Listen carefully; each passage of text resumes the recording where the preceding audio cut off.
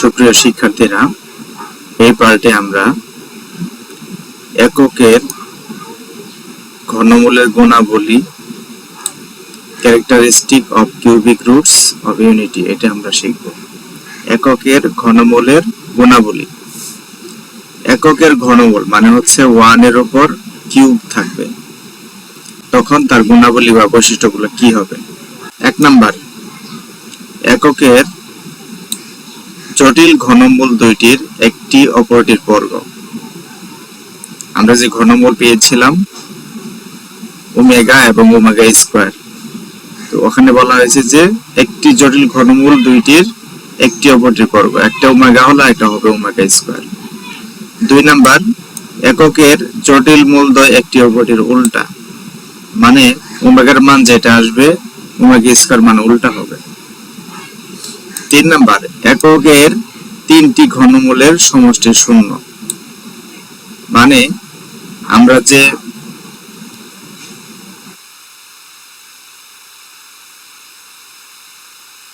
তিনটি ঘনমূল পেয়েছিলাম, একটা 1, একটা ওমেগা, একটা ওমেগা স্কয়ার, এই তিনটাকে যোগ করলে ফলাফল শূন্য হবে।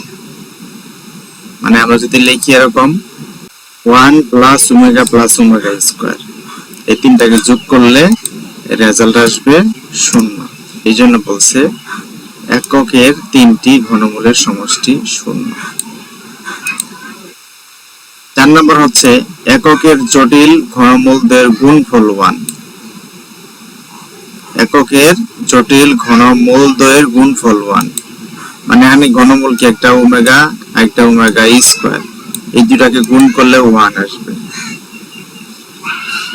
ওমেগার মান আর ওমেগা স্কয়ার মান যদি গুণ করা হয় তাহলে 1 আসবে। তাহলে গুণ করলে কি হয়, মানে ওমেগার মান আর ওমেগা স্কয়ার মান এই দুটা যদি গুণ করি তাহলে 1 আসবে। 5 নাম্বার, ওমেগা এর ঘাত সমূহ, এগুলা হিসাব করলে মান পাওয়া যায় 1। কিভাবে 1 পাওয়া যায়? ওমেগা কিউব মানে 1, সেটা আমরা এখানেই পেয়েছি, কারণ হচ্ছে ওমেগার সঙ্গে ওমেগা স্কয়ার যদি গুণ করি তাহলে হবে ওমেগা কিউব, তো এটার মান তো 1। তো এখানে লিখে রাখছি ওমেগা কিউব সমান সমান 1। 1 হলে তাহলে ওমেগা 4 মানে কি হবে? ওমেগা 4 কে ভাঙালে ওমেগা কিউব ইনটু ওমেগা, তাহলে ওমেগা কিউব হচ্ছে 1, এই যে 1 লেখা হলো এখানে, আর সাথে আছে গুণ আকারে ওমেগা, তো ওমেগা থাকলো সমান সমান ওমেগা। তাহলে 1 এর সাথে ওমেগা গুণ করলে ওমেগা আসে। এরপর আমরা ওমেগা 5 কে যদি ভাঙাই তাহলে কি পাবো? Omega cube into omega square.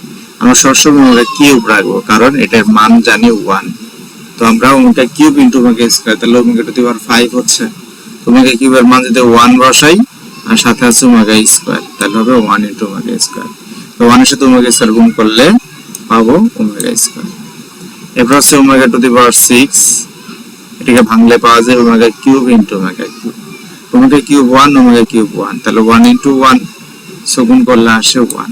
এই হচ্ছে মানে পাওয়ার, যদি ওমেগার পাওয়ার যদি যে কোনো সংখ্যা থাকে আমরা কি করব? ওমেগা কিউবের সাথে ভাঙিয়ে ভাঙিয়ে লিখব, তাহলে আমরা মান নির্ণয় করতে পারবো। মানে এখানে বোঝাচ্ছে ওমেগা পাওয়ার যাই হোক না কেন এটা মান নির্ণয় করা সম্ভব। এবার আমরা ম্যাথ সলিউশন, মানে এই চ্যাপ্টারের বেসিক আলোচনা আমাদের শেষ, আমরা এখন ম্যাথ সমাধান করব। এক্সারসাইজ 1 আমি লিখে রাখছি -1 প্লাস √3i, -1 প্লাস √3i এর মডুলাস ও আর্গুমেন্ট নির্ণয় করো। মডুলাস নির্ণয় করতে হবে। মডুলাস মানে আমাদের মনে আছে আর বের করতে হবে, আর আর্গুমেন্ট মানে হচ্ছে থিটা বের করতে হবে। তো আমরা প্রথমে আর বের করে নেই, কিন্তু তার আগে এখানে যে মানটা দেওয়া আছে এটাকে আমরা ধরে নিব। কি ধরবো? ধরি z সমান x প্লাস iy সমান সমান -1 প্লাস √3i, মানে এই রাশিটাকে আমরা x প্লাস iy ধরবো। আর x প্লাস iy কি জটিল সংখ্যা, এই জন্য z দ্বারা লেখা যায়। So z equal x plus iy -1 plus √3i। ব্যাস, তো এখন আমরা এখান থেকে আর বের করব। আর মানে তো হচ্ছে মডুলাস z, এই জন্য লিখছি মডুলাস z ইকুয়াল আর সমান আর এর সূত্রটা লিখছে এখানে। আর এর সূত্র কি √x² + y²। তো এখন আমরা যদি এই জিনিসটাকে কম্পেয়ার করি, মানে মানের সঙ্গে যদি আমরা x + i কে কম্পেয়ার করি, তাহলে x এর মান হচ্ছে -1 আর y এর মান হচ্ছে √3। তো আমরা এখানে মানটা লিখে দেব। এই যে x² আছে, তাহলে x² এর জায়গায় -1² হবে আর y² এর জায়গায় হবে √3²। এটাকে আমরা হিসাব করি, -1 -k² করতে প্লাস হয়ে যায়, 1² 1 হয়, সো এখানে মান আসে 1। আর এখানে স্কয়ার আর √3 কাটাকাটি যাবে, মানে স্কয়ারের রুট কাটাকাটি গিয়ে 3 থাকবে, এই হচ্ছে 3। তাহলে 3 + 1 যোগ করলে 4 আসে। √4 এর মান আসে 2। তাহলে r এর মান পেয়ে গেলাম 2।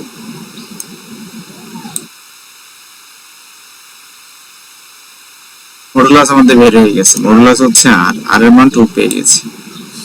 এখন বের করব আর্গুমেন্ট। আর্গুমেন্টের সংক্ষেপে ARG লেখা হয়।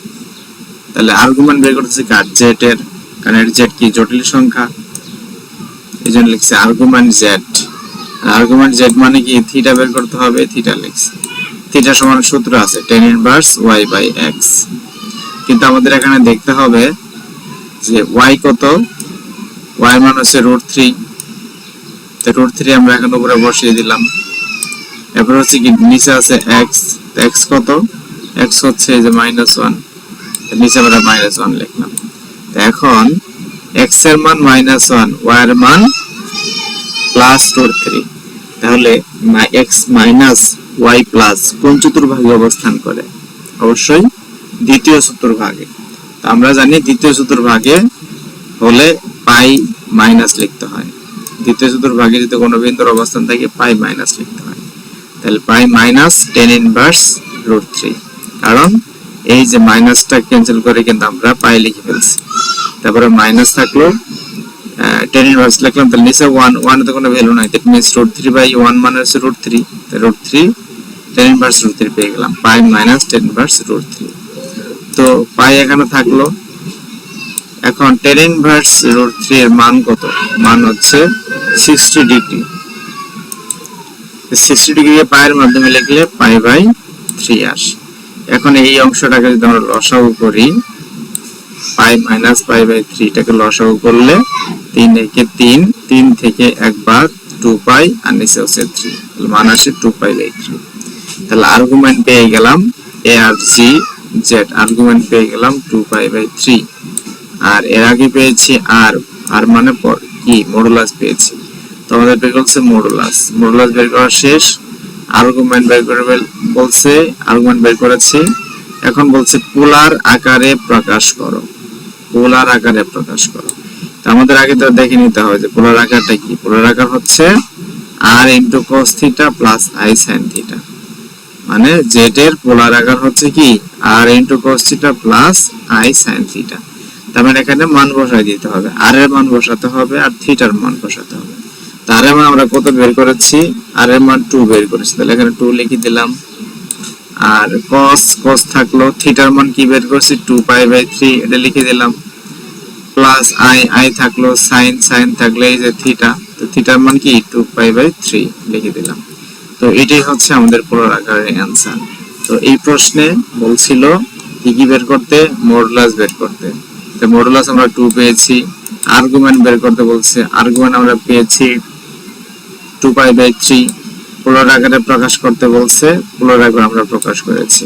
কি মান পেয়েছি 2 * cos 2π/3 + i sin 2π/3। তাহলে এটা আমাদের অ্যানসার। 1 নম্বর অঙ্ক শেষ।